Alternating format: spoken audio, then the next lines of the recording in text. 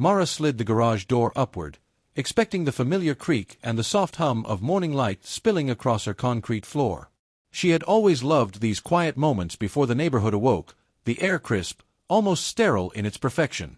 But today, the silence shattered like glass. A piercing scream tore through the street, sharp and shrill, a sound that made her chest tighten. She froze, the bike's handlebars trembling under her grip. From the corner of her eye, she saw Karen, the HOA's self-appointed enforcer, storming toward her. The woman's face was contorted, her eyes wide with a fury that seemed to demand punishment rather than explanation. Mara's mind raced, searching for a rational anchor. "That's my car. You can't just take it." Karen's voice cracked like a whip, echoing down the perfectly trimmed suburban lanes. Mara's heart hammered. I don't understand. That's not—" She couldn't finish. Her words faltered, swallowed by the rising chaos. She felt exposed, an intruder in her own life, as if the universe had suddenly tilted, leaving her off balance. Neighbors appeared in the background, drawn by the commotion. Some peeked from behind curtains, others slowed their morning jogs, curiosity mingling with suspicion. Mara noticed the glare of sunlight bouncing off polished car hoods, the shadows stretching across manicured lawns like silent witnesses to her humiliation. Karen's phone glinted in her hand, her fingers pressing buttons with manic precision. Mara realized, with a sinking dread, that the 911 call was already in progress. The sound of Karen's voice recounting accusations, loud and unfiltered, filled the space around her. Mara's shaking hands hovered over her chest as if to shield herself from words that could wound deeper than any physical blow. Memories flickered in Mara's mind, whispers from neighbors who had eyed her cautiously, offhand comments about her quietness, the subtle weight of living in a neighborhood policed by rules and resentment. The HOA's shadow stretched farther than she had thought, its grip invisible yet suffocating. Her eyes met Karen's, and Mara felt a strange mixture of fear and disbelief. How had a morning that promised only calm spiraled into this chaos? She didn't yet know the layers beneath Karen's fury, obsession, insecurity, control, but she would soon learn. For now, all she could do was stand frozen, heart racing, as sirens began to wail in the distance, heralding the arrival of strangers who would decide her fate. The street waited, taut and silent, for the first act of a drama neither Mara nor Karen could fully anticipate. The wail of sirens grew louder, slicing through the tension that had paralyzed the street. Mara's stomach knotted as two police cars screeched to a halt, lights reflecting in fractured patterns across Karen's brand-new car. Officers stepped out, radios crackling, voices calm but firm. Mara felt herself shrinking, every eye in the neighborhood now a silent jury. Detective Rios appeared last, his presence deliberate, measured. A man in his 40s, eyes sharp and wary, he carried an air of quiet authority. His gaze swept the driveway, lingering on Mara, then on Karen, before tracing the meticulous line of her notes and the small, blinking camera mounted in the corner of the garage. Something about Karen unsettled him. Too polished. Too precise. Too controlling. "Can you describe exactly when you bought the car?" Rios asked, voice low but steady. Karen's smile faltered for a split second before snapping back into place, rehearsed and bright. Mara's pulse quickened as she noticed the way Karen's hands clutched the phone, the way her eyes darted to every neighbor who had gathered, silently judging. Mara took a step back, memories flooding her mind, past accusations, whispers behind her back, moments when a casual comment had spiraled into public humiliation. She remembered her trembling in a courtroom years ago, falsely accused, the sting of disbelief and betrayal cutting deeper than any words today could. A cold sweat formed on her brow. Why would she scream like that, if it wasn't true? She murmured to herself, barely audible.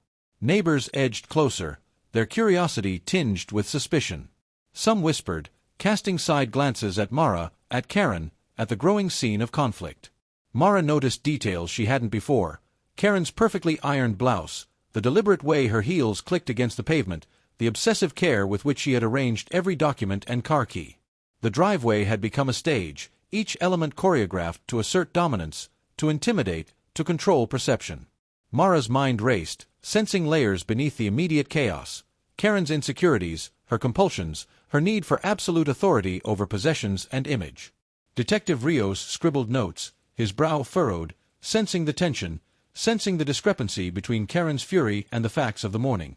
The sun climbed higher, glare bouncing off the polished car hood, highlighting the contrast between Karen's pristine facade and the spiraling disorder around her. Mara's hands tightened at her sides. She knew, deep down, this was only the beginning, the surface of a far more complex story waiting to unravel. Mara returned home that evening, her hands still trembling from the earlier confrontation. The streets had emptied, leaving a suffocating silence that pressed against her chest. She couldn't stop thinking about Karen's glare, the way the HOA member had clutched her phone, and the almost ritualistic precision in which she staged her accusations. Something deeper lurked beneath the polished surface, and Mara had to find it. Her fingers skimmed through old HOA letters, emails, and archived bulletins, each page revealing subtle signs of Karen's obsession. Complaints from neighbors, petty arguments, accusations of missing tools or misplaced mail. Patterns emerged, small but insistent, like cracks forming beneath a veneer of civility. Mara's mind spun. The picture was growing darker, more twisted than she could have imagined. Shadows stretched across the garage as she sifted through stacks of papers, the late afternoon light filtering through dusty windows.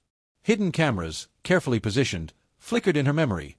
The realization that Karen had likely recorded her earlier confrontation sent a chill down Mara's spine. Emotional manipulation was Karen's game, and Mara had been unwittingly caught in it. Detective Rios' words echoed in her mind, calm but probing. "Details matter, Ms. Rivera. Pay attention to inconsistencies." Mara replayed the morning over and over, noting small contradictions, gestures, pauses in Karen's speech. Something about the story didn't fit, and Mara's paranoia shifted into determination. This was more than a simple accusation. It was a pattern, a strategy, and Karen's personal obsession. Suddenly, a whisper cut through the quiet. "You're lucky everyone believes me." Mara jumped, recognizing the voice as Karen's, likely from a neighbor's recording she had acquired. The words were thinly veiled threats, a gaslighting attempt meant to unsettle her. Mara clenched her jaw, breathing deep, refusing to let fear dictate her next moves. She dialed Rios' number, voice low, urgent. She's been doing this to other people," Mara confessed, realizing she wasn't just seeking vindication. She was uncovering a web of deception affecting the entire neighborhood.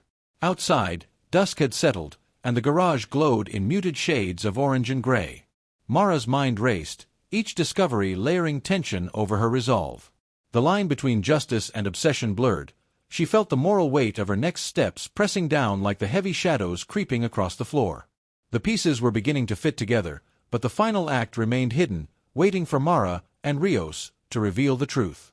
The garage felt colder now, a stage for secrets about to surface, a prelude to confrontation that would shatter more than just reputations. The storm rolled in, heavy clouds blotting out the fading sun as Mara stepped into the garage. Papers were scattered across the concrete, keys and tools lying forgotten, the air thick with tension. Detective Rios followed, calm and deliberate, his eyes scanning the chaos as if reading a story hidden in the disorder. Mara's chest ached with relief and exhaustion. The confrontation she had feared for days was about to unfold. Karen appeared, her carefully constructed composure cracking with each step. Her voice, high and jagged, pierced the air. "You don't understand anything." She flailed toward Mara, accusations tumbling out in rapid bursts, but her words now rang hollow, unraveling under the weight of scrutiny. The cameras, the HOA records, the eyewitness accounts, all pointed to a truth she could no longer deny. Rios stepped forward, voice measured, slicing through the chaos. "The truth isn't about who yells the loudest." Karen froze, the first flicker of recognition and fear crossing her face. Mara watched, heart hammering, as the layers of manipulation fell away. The staged accusation, the obsessive control, the personal betrayal she had tried to hide behind a luxury car and a public display of fury. Mara's relief was bittersweet.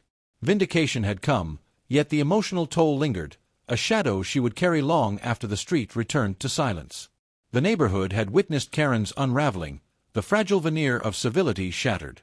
Outside, the storm unleashed its fury, rain streaking down polished hoods, wind whipping through the trees, mirroring the turbulence of what had transpired within these walls.